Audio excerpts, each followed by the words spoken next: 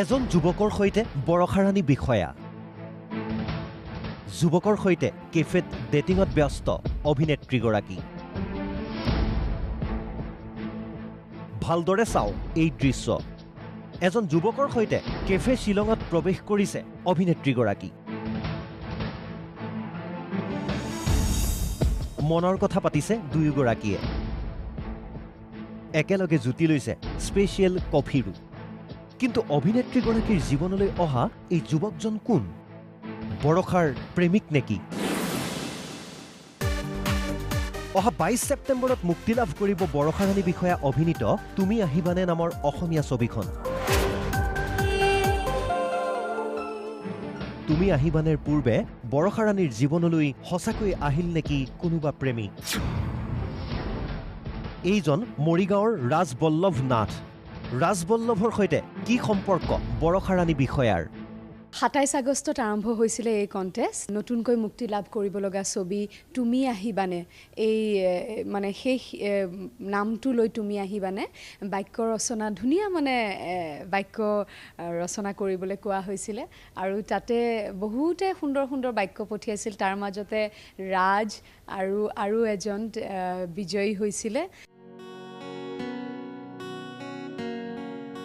Guwahati metro' community নামৰ Facebook page এটাত তুমি আহিবানে ছবিখনৰ প্ৰচাৰৰ বাবে এক বিশেষ প্ৰতিযোগিতাৰ আয়োজন কৰা হৈছিল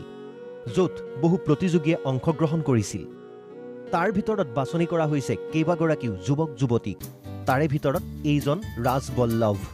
বিজয়ী যুৱকক দিয়া হৈছে বিশেষ উপহাৰ বৰষা ৰাণী বিষয়াৰ সৈতে গুৱাহাটীৰ কেফে শিলঙত ডেটিঙৰ সুযোগ আৰু সুযোগ লাভ কৰি উৎফুল্লিত ৰাজবল্লভ ভাল লাগিছে মানে বহুত